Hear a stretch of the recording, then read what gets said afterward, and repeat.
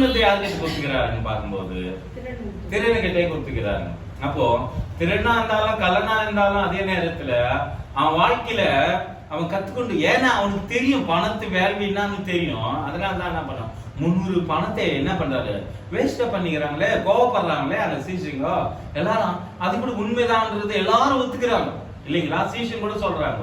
இயேசு ஆனா அதுல என்ன சொல்றாரு பாருங்க, இன்னொரு வாட்டி வாசி பாருங்க. இயேசு அதை அறிந்து அவர்களை நோக்கி பாருங்க, இந்த ஸ்திரீயை என்னத்துக்கு பண்ணீங்க, தொந்தரவு பண்ணீங்க, வேற வேலை பண்ணுங்கப்பா அப்படின்னு பாருங்க. நல்ல கிரியை பண்றாளே அப்படின்னு அவர் என்ன பண்றாருன்னா அந்த அம்மா பத்தி அங்க சொல்றாரு. அந்த தாயெல்லாம் வந்து ரொம்ப விலையேறப்பட்டது நம்ம பார்க்கும்போது. அதே நேரத்துல அந்த தாயெல்லாம் வாசனை வந்து வீட்டு முழுவதும் அப்படியே என்ன ஆகுமா, ரொம்ப வாசனை வரும். சும்மா சிம்பிளா பார்க்கும்போது சென்ட் எத்தனோ சென்ட் இருக்குது. நம்ம ஒரு சென்ட் வச்சுக்கலாம், நம்ம பார்க்கும்போது அது நம்ம காலையில வச்சு இந்த சாயந்தரம் வரைக்கும் 1 மணி நேரம் 2 மணி நேரம் 5 மணி நேரம் இருக்கும். ஆனா இயேசு அந்த தைலம் போட்டா அவரு அந்த காட்டி கொடுக்கறதுக்கு வந்தார் பாருங்க, இவருதான் அப்படின்னு யூதா அவனை காட்டி கொடுக்கும் போது கூட நான் போவேன், இது இந்த காரணத்தை கூட சொல்லியிருப்பாரு நினைக்கிறேன். அவர் மேல ஒரு சென்ட் வாசல் தான் வரும், அவரு வரும் அப்படின்னு கூட நம்மளுக்கு சொல்லி இருக்கிற மாதிரி ஒரு சிலர் சொல்றாங்க. காரணம் அவரு அந்த பரிமள தைலம் அப்படியேப்பட்டதான வெளியேறப்பட்ட பரிமள தைலத்தை ஊத்தி நமக்கு எவ்வளவு நாள் கஷ்டப்பட்டு இருக்கும் பாருங்க அந்த அம்மா. எப்ப இந்த சான்ஸ் கிடைக்கணும் வந்து ஸ்திரீகள் ரொம்ப புகழப்பட்டது. அதனாலதான் இது வரைக்கும் இன்னும் யாராவது புகழப்பட்டு இருக்கிறாங்கன்னா, இன்னும் யார் புகழப்பட்டுக்கிறாங்க நம்மளுக்கு தெரிஞ்சு, உங்களுக்கு தெரிஞ்சு என்ன சொல்ல முடியுமா? யாருன்னா யாரு?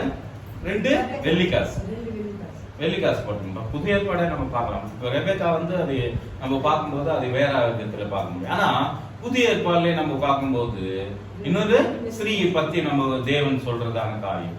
அந்த 2 வெள்ளிக்காசு போட்டவங்க எல்லாரும் நீங்க பணம் போட்டீங்க, ஆனா உங்க பணங்கள் எல்லாம் இருக்கத்துல இருந்து தமக்கு உண்டானது எல்லாவற்றையும் கொடுத்த இந்த ஸ்திரீயானவங்களை பத்தி புகழப்பட வேண்டும் என்று சொன்னாங்க. அப்போ ஸ்திரீகளை குறித்து எங்கமே மட்டும் பத்தி நம்ம சபையில கூட நம்ம ஒரு சிலர் பேசிடுறோம், நீங்க எதுக்குமே பிரயோஜனம் இல்ல, நீங்க எதுக்குமே இது இல்ல அப்படின்றது நம்ம சொல்றோம். நம்ம பொதுவா பார்த்தோம்னா நீங்க பேசக்கூடாது செகண்டா இருங்க அப்படின்னு அடைக்க வைக்கிறோம். ஆனா தேவன் அங்க பாருங்க, எங்க அவரு உயிர் தேர்ந்ததுமே யார் தேர்னாங்கன்னா ஸ்திரீ தான். அப்போ நம்ம ஸ்திரீ இவங்க வந்து எப்பவுமே ஆகட்டும் அவங்கள நம்ம என்ன பண்ணணும், அதுக்குதான் உங்க பலவீனத்தை ஒரு வேலை குடும்பத்திலே ஒரு ஸ்திரீ இல்லைன்னா ஒண்ணுமே பண்ண முடியாது. ஒண்ணு யோசிக்க வேண்டியதா இருக்கு பாருங்க. சாப்பாடு செய்யணும்னா ஸ்திரீ தான் வேணும், தண்ணி காய வைக்கணும் வேணும். இவருக்கு 32 வேலை செய்யணும்னால யார் வேணுங்க? ஸ்திரீ தான் வேணும். அதனால்தான் ஏற்ற துணை உண்டாக்குவோம் என்று தேவன் என்ன பண்றாருங்க, உண்டாக்குனாரு. அப்ப பாருங்க, இவருக்கு ஒரு துணை புள்ள பிறக்கணும்னா அவரால முடியாது இல்லைங்களா? பொண்ணு புள்ள பிறக்கிறதாகட்டும், அவங்க பாத்துக்கணும், அவங்க குழந்தை வளர்க்கறது பண்ணது எல்லாமே யாருனால முடியுதுன்னா இந்த ஸ்திரீங்க பலவீனங்கிறதுதான் பைபிள் சொல்லுது. ஆனா பலவீனமா இருந்தாலும் எல்லாவற்றையும் பலம் கொண்டு வாழத்தக்கது குடும்பத்தை ஒரு வசனத்தை வாசிக்க முடியும். 14 நீதிமொழிகள் 14:1 வாசிங்க பாருங்க. ஒரு ஸ்திரீ பத்தி தான் அங்க கூட சொல்லப்படுது, அதே நம்ம வாசிக்கலாம். நீதிமொழிகள் 14:1 வாசிங்க. தமிழ்ல தெரியல பாருங்க. புத்தியுள்ள ஸ்திரீ வீட்டை கட்டுகிறாங்க. அப்ப புத்தி இல்லாத ஸ்திரீகளோ என்ன பண்றாங்க, தன் கையினாலே என்ன பண்றாங்க, அது இடித்து போடுகிறாங்க. அப்ப புத்தி உள்ள ஸ்திரீ யாருக்கு? அதே நேரத்தில் 31 அதிகாரத்துல பார்க்கும்போது என்ன சொல்றாருன்னா, ஸ்திரீயை பத்தி சொல்லும் போது உன் பிள்ளைங்க உன்னை என்ன பண்ணுவாங்க, வாழ்த்துவாங்க. உன் பிள்ளைங்களே உன்னை என்ன பண்ணுவாங்க, நீ ஆசீர்வதிக்கப்பட்ட. அதே நேரத்துல நம்ம மரியாதை கூட பார்க்க, நீ ஆசீர்வதிக்கப்பட்ட பெண்ணே அப்படின்றது நம்ம மத்தியில கூட நம்ம சொல்லறதான காரியம் நம்ம பார்க்க முடியும். அதே நேரத்துல ஸ்திரீகள் குறித்தே நம்ம பார்க்கும்போது எவ்வளவு பேர் இருக்கிறாங்க இல்லைங்களா? ஆபிரகாம் கூட என்ன பார்த்தோம்னா, சாரால் கொடுக்கும்போது சாரால் வந்து ரொம்ப பயந்தவரா காணப்படுகிறார். கலாத்தியில எபிசில வரும்போது அவங்க நான் எஜமானனே என்று சொல்றாங்க. அப்ப பார்க்கும்போது அங்க இன்னும் 12 அதிகாரத்துல பார்க்கும்போது அங்க ஒரு சம்பவம் நடக்குது. ஆதியாகமத்துல 12 அதிகாரத்துல அந்த நீ என்ன பண்ண சும்மா அண்ணன் சொல்லிட்டு இல்லைன்னா என் உயிரை என்ன பண்ண முடியாது பாருங்க. ஒரு சில நேரத்துல எவ்வளவு காப்பாத்துறாங்கிறதுக்காக நான் சொல்ல வரேன். ஸ்ரீங்க எவ்வளவு தப்பு பண்ணா கூட ஸ்ரீங்க என்ன பண்றாங்கன்னா மறைச்சு தன் கணவனை எப்படி பத்திரமா பாதுகாக்கிறாங்கிறதுக்காக தான் நான் சொல்றேன். ஏன்னா ஸ்ரீகள் வந்து உயிரை அதிதான் இன்னும் பொதுவா சொல்லுவாங்க இல்லைங்களா, ஒரு பெண் நினைச்சா என்ன ஆகும், பெண்ணு வாழ்வதும் பெண்ணாலே ஐவதும் பெண்ணாலே. அப்போ ஐக்கியம் உங்களால பெண்ணால முடியும், வாழ வைக்கும் உங்களால முடியன்றது உலகத்துல ஒரு கருத்தா ஒரு இதே சொல்லியிருக்காங்க. ஆனா காரணம் அப்படி இல்லைங்க. வேதம் என்ன சொல்றதுன்னா ஒரு ஸ்ரீ புத்தி உள்ள ஸ்ரீ. அதே நேரத்துல 5 பேர் 25 அதிகாரம் மத்தியில பார்க்கும்போது 25 அதிகாரத்துல பார்க்கும்போது 5 புத்தி உள்ள பெண்கள் 5 புத்தி இல்லாத பெண்கள் இருப்பாங்க. அந்த 10 பேர் இருக்கிறாங்களோ. அதே நேரத்துல இன்னும் நம்ம பார்க்கும்போது 10 வெள்ளிக்காசு இல்லைங்களா, அந்த ஸ்ரீயானவங்களுக்கு என்ன பண்றாங்க, கட்டி வைப்பாங்க இல்லைங்களா. அப்போ அந்த ஒரு வெள்ளிக்காசு தாரம் வந்த போனா கூட என்ன பண்ண முடியாது, திருமணம் பண்ணிக்க முடியாதுன்றது நம்ம பார்க்க முடியும். அப்போ அது காரணம் என்ன என்று நம்ம பார்க்கும்போது யூதருடைய கலாச்சாரத்தின்படி அப்படி நம்ம பார்க்க முடியும். எதுக்குன்னா நீ பத்திரமா நீ அதை பாதுகாத்துனா உனக்கு. அதே மாதிரி யோசேப்பு திருமணத்துக்கு பண்றாங்க இல்லையா, நிச்சயம் பண்றாங்க. அவரும் நம்ம 1 அதிகாரத்தில் பார்க்கும்போது மத்தேயில கூட பார்க்கும்போது அந்த அவரு ரகசியமா என்ன பண்றாருன்னா அந்த ஸ்திரீயானவங்க எங்கமே அவமானம் பண்ணக்கூடாது, நம்ம அந்த பெண்ணை என்ன பண்ணக்கூடாது, எப்பவுமே ஆகட்டும் நம்ம ஸ்திரீங்க ஆகட்டும் ஒண்ணு மனசுக்குள்ள எதையும் ஆகட்டும் வச்சுக்க முடியும். அதே நேரத்துல வெளியே சொல்லிட்டா அந்த பாரம் ஆகட்டும். அதே நேரத்துல அம்மாவை பார்த்து நீ ஸ்திரீயானவளே அப்படின்னு சொல்றது இயேசு சொல்ல முடியும்.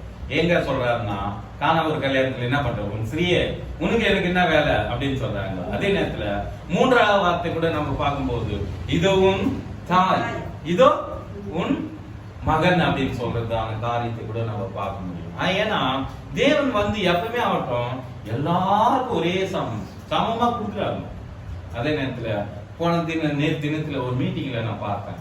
ஒருத்தர் கேட்கறாங்க, நேற்று தினத்துல மீட்டிங்ல என்ன கேட்கறாங்கன்னா, பைபிள் படி பார்க்கும்போது ஸ்ரீங்களே பேசக்கூடாதுன்னு சொல்லிக்குது, நீங்க என்னதான் சொல்றீங்க நீங்க சொல்லுங்க அப்படின்னு கேட்டாங்க. ஒரு கேள்வி பெண்கள் கேட்டாங்க, எங்களுக்கு உரிமை இருக்குதா இல்லையா. அப்ப அங்க சொல்றாரு அந்த பாஸ்டர் ஒரு வந்தவர் என்ன சொல்றாரு, ஸ்திரீகள் வந்தா பேசத்துக்கு உரிமை இல்லைன்னு பவுல் சொன்னாரு. உண்மைதான். அது எந்த நிலைமையில சொன்னாரு எப்படி சொன்னாருன்றது நம்ம புரிஞ்சுக்க வேண்டியதா இருக்குது. அதே நேரத்தில் பேசக்கூடாதுன்னு இல்லைங்க. ஸ்திரீகள் பார்த்தா பிளைட் ஓட்டுறாங்க, ட்ரெயின் ஓட்டுறாங்க, கார் ஓட்டுறாங்க, எத்தனை விதமான குவாலிட்டி அங்க பண்றாங்க. அப்ப பைபிள்ல சொல்லத்துக்கு என்ன, ஸ்திரீங்க தான் அதிகமாவே வராங்க. சபைக்கே வர்றது யாருங்க, ஸ்திரீங்க தான் அதிகமா வராங்க. அப்ப பார்க்கும்போது ஸ்திரீகளுக்குன்றது நம்ம போதிக்கிறதுக்கு கூட நம்ம டைம் கொடுக்கணும் அப்படின்றது. நேற்று ஒரு வயசான அவரு 80 வயசு 82 வருடம் அவருடைய அனுபவத்துல அவர் பார்த்து நான் தான் சொல்லிட்டு அப்ப ஸ்திரீகளுக்கு பேச கொடுக்கலாமா வானாவான்னு முடிவு பண்ணும்போது நிச்சயமா அவங்க பேசுறதுக்கு வளர்றதுக்காக தான் வாய்ப்பு. ஏன்னா ஸ்திரீகள் பண்ண காரியங்களை நம்ம பைபிள் படி நம்ம பார்க்கும்போது தான் ஸ்திரீயானவள் என்ன பண்றாங்கன்னா புத்தி உள்ள ஸ்திரீயா இருக்கும்போது சபையை கூட கட்ட முடியும். அங்க பார்த்தோம்னா கிறிஸ்து சரித்தே நான் தூக்கிட்டு போயிடுறான்றாங்க. எவ்வளவு பலமா இருக்குதா இல்லையான்னு பார்த்தோம்னா பலம் தான். அப்ப அந்த பலம் விசுவாசம், அந்த விசுவாசம் தானே பலம். அப்போ என்னால் முடியும். அப்போ மரியாள் வந்து கேட்பாங்க, நான் இன்னும் பரலோகத்துக்கு எடுக்கல, என்ன என்ன பண்ணாத ஸ்ரீயே தொடாதுன்றாங்க. அப்போ நம்ம எதையுமே பார்த்தாலும் நம்ம தேவ வார்த்தைக்கு என்ன பண்ணணும்னா நாம் கீழ்ப்படிங்களா இருக்கணும். ஸ்ரீங்கனால் எல்லாம் முடியும். ஒரு ஸ்திரீ நினைச்சா என்ன பண்ண முடியும், எதனாலும் செய்ய முடியும். குடும்பத்துக்காகவும் செய்ய முடியும், நாட்டுக்காக செய்ய முடியும். நம்ம நாட்டுக்காக செஞ்சீங்க. அப்புறம் நம்மளுடைய தமிழ்ல நம்ம பார்க்கும்போது சென்னையில யார் இருந்தாங்க, முதலமைச்சரா இருந்தாங்க, ஜெயலலிதா. அப்ப பாத்துங்க இந்திரா காந்தி கூட இருந்தாங்க. அப்ப பார்க்கும்போது இந்திரா காந்தி கூட இருக்கிறதான காரியங்களை கூட நம்ம பார்க்க முடியும். அதே நேரத்துல நம்ம இருக்கிறதான நம்ம என்ன சொல்லணும்னா நம்ம தேசத்துல ஆந்திரா தேசத்துல பார்க்கும்போது யாருன்னா இருந்தாங்கன்னா பார்த்தோம்னா எங்க நமக்கு ஜான்சி ராணி அப்படின்னு பார்க்க முடியும், மரத்ரிஷா என்று பார்க்க முடியும். ரொம்ப தியாகம் பண்ணிக்கிறாங்க. அப்புறம் இன்னும் பார்க்கும்போது ஜான்சி ராணி, இப்படி வல்லபாய் அவரு தெலு அது வேற. அப்ப பார்க்கும்போது அநேக பெண்கள் என்ன பண்ணிருக்காங்க தேசத்துக்காக, கஸ்தூரிபாய் இப்படி சொல்லும்போது அநேக பேர் நம்மளுக்கு ஞாபகம் வரதில்லை. ஏன்னா நாம் கூட ரொம்ப விசேஷமானதுன்றது என்ன பண்ணிருக்கார் தேவன். அதே உரிமைப்படி பார்க்கும்போது இன்னொரு சப்ஜெக்ட்ல நான் உங்க மத்தியில நான் ஒரு நாளைக்கு நான் கொண்டு வரலாம்னு நினைச்சுருக்கேன். என்னன்னா, இந்த உரிமையை இல்லாதவங்களுக்கு எல்லா உரிமையும், ஒரு ஆஸ்தியில கூட ஒரு பெண்களுக்கு ஒரு உரிமை கொடுக்கணும். நான் 4 பேர் ஆம்பல் பிள்ளைங்களா இருந்தாலும் 5வது ஒரு பொண்ணா இருந்தா சம உரிமை கொடுக்கணும். ஆஸ்தியில கூட அதே மாதிரி கொடுக்கணும்னு பைபிளுடைய கலாச்சாரம் தான், பைபிளுடைய திட்டம் தான். அங்க இயேசு கிறிஸ்து கூட பார்த்தோம்னா அவரு கூட ஒரு கலாச்சாரத்தில் தான் வருகிறார். ரூத்துடைய சரித்திரத்தில் வராங்க பாருங்க. ஆபிரகாமின் குமாரனாக இயேசு கிறிஸ்துவினுடைய வம்ச வளர்றாரு என்று நம்ம மத்திய 1ஆம் அதிகாரத்தில் பார்க்கணும். தாவீதின் குமாரனாக கிறிஸ்துவின் எத்தனாம் தலைமுறை, 14வது தலைமுறைத்துல அவர் வருகிறதான சம்பவத்தை நம்ம பார்க்க முடியும். அப்போ ஸ்திரீகளுக்கு என்றது தேவன் ரொம்ப உயர்ந்ததா வச்சிருக்கிறார். நம்ம எதுவுமே ஆகட்டும், நம்ம பைபிள படிக்கணும். அதனால பைபிள் படிங்க. பைபிள் படிக்க படிக்க படிக்க, வேதம் படிக்க நமக்கு ஞானம் வருது. வேதம் வாசிக்க நமக்கு அறிவு புத்தி பெருகிறது. எங்கமே ஆகட்டும், வேதம் நமக்கு டைம் கிடைக்கும் போதெல்லாம் அதை ஒரு பெண் பாடுத்துங்களோம். என்ன சொல்றேன், நான் நடக்கும் போது துதிப்பேன், நான் உட்காரும் போது துதிப்பேன், நான் வேலை செஞ்சுக்கினே துதிப்பேன் தேவனே. நமக்கு டைம் இல்லைன்னு நம்ம சொல்லவே கூடாதுங்க. நம்ம தேவனே இடத்துல எப்பவுமே நமக்கு டைம் இருக்குதுங்க. நீ எவ்வளோ டைம் நீ அவர் கொடுத்து பாருங்க, அந்த டைம் எல்லாம் ஈஸியா நீ சாமான காயும் போது தேவன் பாடுவானா என்ன சொல்லிக்கிறாரா? பாடிக்கினே நம்ம பண்ணலாமே. ஜபம் பண்ணக்கூடாதுன்னு எங்கன்னா இருக்குங்களா? ஒரு சிலர் சொல்றாங்க பாத்ரூம் வரலீங்க, அதுக்காக ஜபம் பண்றாங்க. அப்போ பாத்ரூம் வரலன்னு நம்ம ஜபம் பண்றாங்கன்னா அப்போ அது தேவனோட உறவு தானுங்க. யூனியன் போக முடியலன்றதுக்காக ஜபம் பண்ண சொல்றாங்க. அப்போ நம்ம எந்த நிலைமையில இருந்தாலும் தேவன் வெளிரங்கமா எதுவும் பார்க்கறது இல்லைங்க. நம்ம உள்ளத்தை தான் தேவன் பார்க்கிறாரு. உள்ளத்துல என்ன பண்ணுங்க, ஸ்திரீ என்று ஆண் என்று இல்ல, பெண் என்று இல்ல, எல்லாம் சமம் தேவன். அதனால தான் கிறிஸ்து நமக்கு எப்படி இருக்கிறாங்களா, அவரு நமக்கு தலையா இருக்க. அப்போ புருஷன் சபைக்கு வீட்டுல இருக்கிறவங்களுக்கு யாரு எப்படி இருக்காங்க, அவர் நீங்க அதுக்கு தான் பெண்களே நீங்க என்ன பண்ணுங்க, கொரிந்தியர்ல பாருங்க ஒரு வார்த்தை சொல்றாங்க. 3ஆம் அதிகாரத்துல கடைசி வசனம், 1 கொரிந்தியர் 3 கடைசி வசனம் பாருங்க. அதுல சொல்லப்படுகிறது,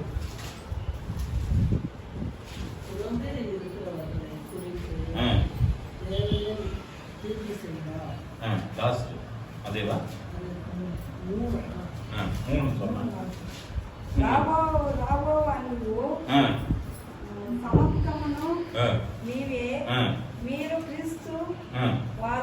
பாருங்க, நீங்கள் கிறிஸ்து வாழணும், நீங்கள் கிறிஸ்துவனுடையவர்கள். பாருங்க, கிறிஸ்து தேவனுடைய, நம்ம கிறிஸ்துவோடைங்க. அதே நேரத்துல நம்ம ஆண் என்று பெண் என்று இல்லைன்ற பார்க்க முடியும். அதே நேரத்துல இன்னொரு வார்த்தை கூட நமக்கு அருமையா நமக்கு போதிக்கப்படுகிறது. ஏன்னா எந்த விதத்திலுமே ஆகட்டும், ஸ்திரீகளுக்கு முதலிடம் நம்ம கொடுக்கணுமா கொடுக்கூடாதுன்னு பார்த்தோம்னா எல்லா விஷயத்திலும் அவங்க நம்மோடு ஜெயிண்ட் இல்லைங்களா, ஜெயிண்ட் தானேங்களா. எப்பவுமே பார்த்தோம்னா நம்ம கூட உடன் ஊழியக்காரர்களா நம்ம எதுக்காக நீங்க 2 பேர் போங்கன்றாங்க. அப்போ நம்ம யாருன்னா குடும்பத்துக்கு நம்ம ஜபம் பண்ணதுக்கு போனோம்னா ஆணும் பெண்ணுமா போயே ஆகணும்.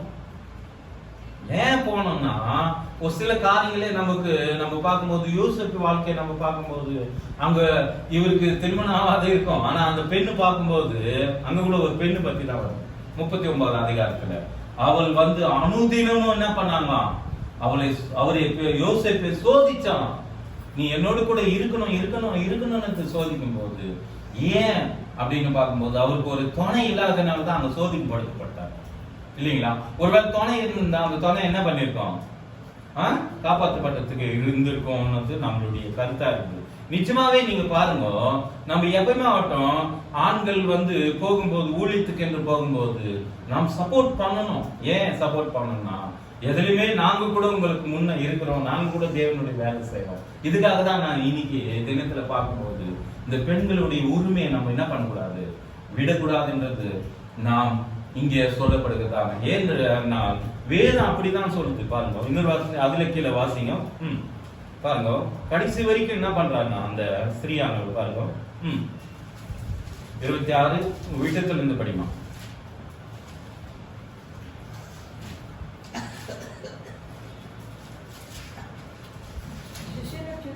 படி பாருங்க